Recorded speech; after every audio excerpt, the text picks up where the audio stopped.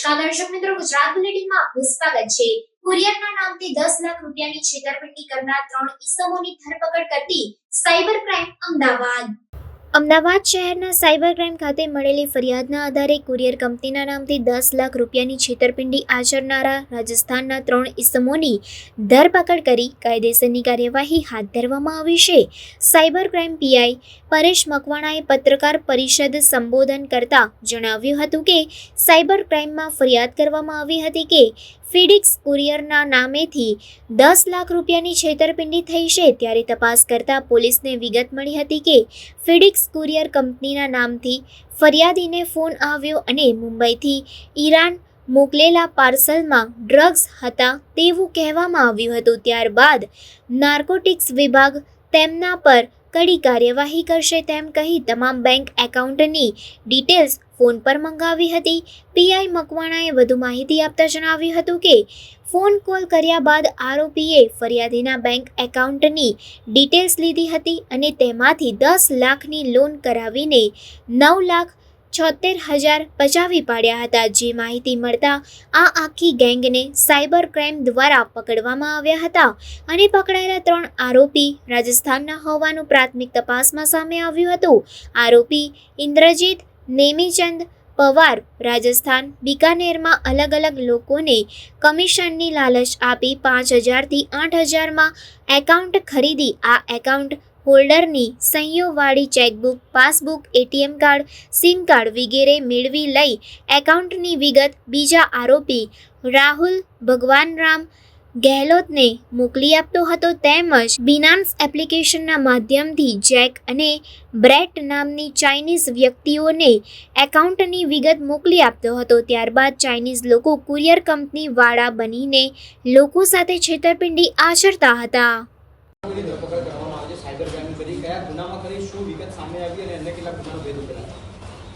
ગઈ તારીખ 2/6/2024 રોજ સાયબર ક્રાઇમ પોલીસ સ્ટેશનમાં એક ફરિયાદ નોંધાયેલી હતી।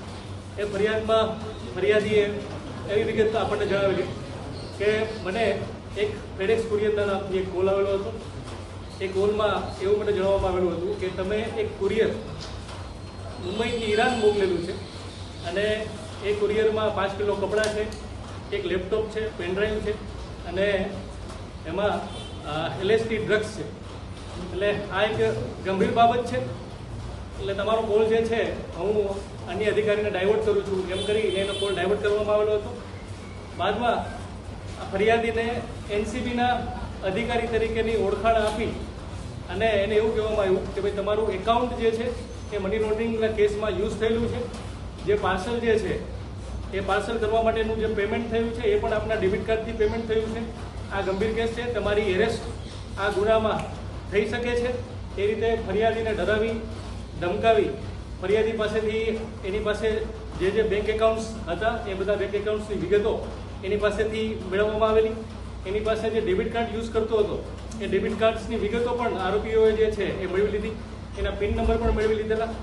બાદમાં ફરિયાદી જે ICICI બેંકનું જે એપ્લિકેશન યુઝ કરતો હતો બેંકની એ એપ્લિકેશન એને યુઝ કરવામાં જણાવવામાં આવેલું।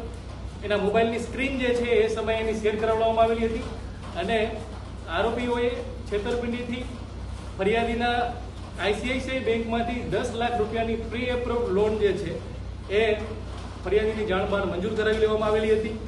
બાદમાં એ પ્રી એપ્રુવડ લોનના 9,76,400 રૂપિયા જે ફરિયાદીના ICICI બેંકમાં જમા થયેલા હતા એ આરોપીઓએ એવું કીધું કે તમારું એકાઉન્ટ વેરીફાઈ કરવા માટે અમે તમને HDFC બેંકનું એક એકાઉન્ટ આપીએ છીએ, એ એકાઉન્ટની અંદર આ તમારા પૈસા 9,76,400 રૂપિયા જે છે તમે ટ્રાન્સફર કરી દો।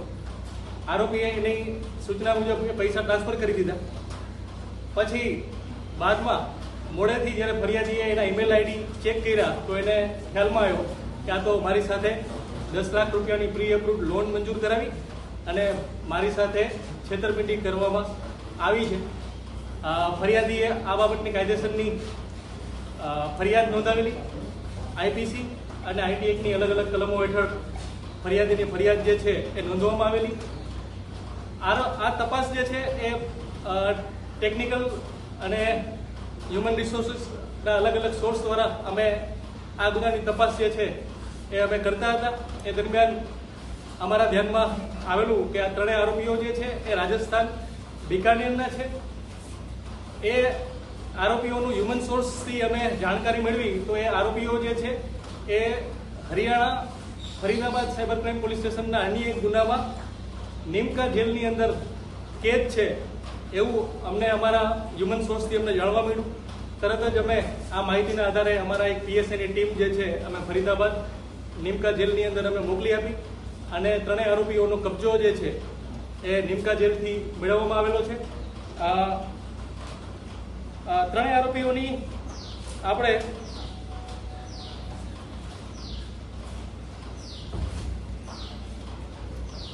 ગઈ 20/7/2024 ના રોજ ત્રણેય આરોપીને અટક કરવામાં આવેલા છે અને આજે 26/7/2024 ના 15:00 સુધીના આપણે દિન 5ના રિમાન્ડ જે છે એ મેળવવામાં આવેલા છે. ત્રણ આરોપીઓ જે છે એનો રોલ વિશે થોડી હું આપને માહિતી આપી દઉં તો ત્રણ આરોપી આપણે એરેસ્ટ કરેલા છે. એક છે ઇન્દ્રજીત પવાર, બીજો છે રાહુલ ગેહલોત અને ત્રીજો છે કૈલાસ કુકડા. આ કેસમાં ઇન્દ્રજીત પવાર જે છે એ ચાની ટપરી મેડિકલ કોલેજ રોડ ઉપર બિકાનેરમાં એ ધરાવે છે. ત્યાં એની પાસે ચા માટે પીવા માટે જે અલગ અલગ જે ગરીબ લોકો જે આવતા હતા એ લોકોને પૈસાની લાલચ આપી એ લોકોને એક એકાઉન્ટ દીઠ ₹5,000 થી 8,000 રૂપિયાની લાલચ આપી એની પાસેથી આખી કીટ જે છે આ ઇન્દ્રજીત પવાર નામનો આરોપી જે છે એ એમની પાસેથી મેળવી લેતો હતો. એ કીટની અંદર સેલ્ફ ચેક જે પણ એકાઉન્ટ હોલ્ડર હોય એના ચેકની અંદર સહી પણ કરાવી લેતો. એમના એટીએમ કાર્ડ, પાસબુક, ચેકબુક બધી જ વિગતો જે છે એમની પાસેથી મેળવી લે. બદલામાં એમને 5,000 થી 7,000 રૂપિયા જે છે એ આપવામાં આવતા હતા.